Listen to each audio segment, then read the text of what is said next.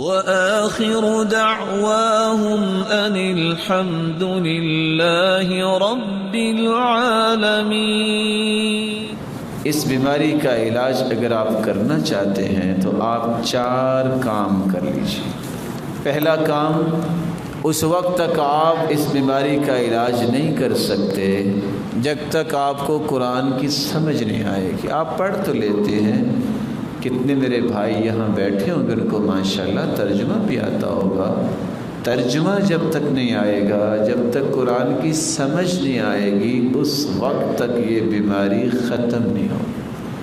دوسرا علاج اس بیماری کا یہ ہے، ان ناشئۃ اللیل ہی اشد وطئا واقوم قیلا ان لک فی النہار سبحا طویلا۔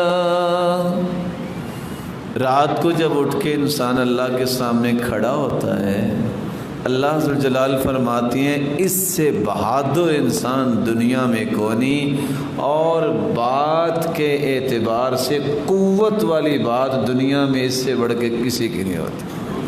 تو دوسرا علاج اس بیماری کا یہ ہے کہ رات کی عبادت میں کچھ حصہ رکھنا چاہیے۔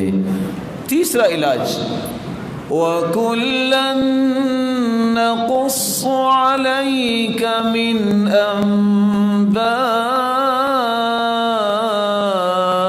الرُّسُلِ مَا نُثَبِّتُ بِهِ فُؤَادَكَ۔ اللہ فرماتے ہیں انبیاء اور رسول کے قصے ہم اس لیے سناتے ہیں تمہارے دل مضبوط ہوں، ثابت قدمی تمہیں ملے۔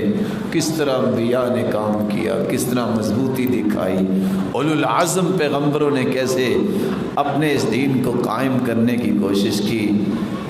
انبیاء کے قصے اور صحابہ کی زندگیاں پڑھنے سے بھی انسان اس بیماری سے دور ہوتا ہے اور ثابت قدمی ملتی ہے۔ صحابہ کے قصے کس طرح ثابت قدمی دکھائی، انبیاء کے قصے پڑھنے سے ایمان الگ تازہ ہوگا، اللہ سے تعلق الگ بنے گا، ثابت قدمی الگ ملے گی، اور اس طرح کی بیماریوں سے آپ محفوظ ہو جائیں گے۔ آخری بات، اگر آپ ان بیماریوں سے بچنا چاہتے ہیں تو آپ علمی مجالس کو تلاش کیا کریں، علماء کی مجلس میں بیٹھا کریں، دین کی مجالس کا شوق اپنے اندر پیدا کریں۔ بس اوقات ایک قدم انسان اٹھاتا ہے اس پہ جنت واجب ہو جاتی ہے۔ کتنے قدم اٹھاتا ہے؟ نیک مجالس تلاش کیا کریں، علماء کے پاس بیٹھا کریں، ان سے سوالات کیا کریں، اپنے مسائل شیئر کیا کریں۔ یہ وہ چیزیں ہیں جو انسان کے ایمان کو مضبوط کرتی ہیں اور اس طرح کی بیماریوں سے بچاتی ہیں۔ اللہ مجھے اور آپ کو ہر بیماری سے محفوظ فرمائے اور ہر عمل کو شرف قبولیت سے نوازے۔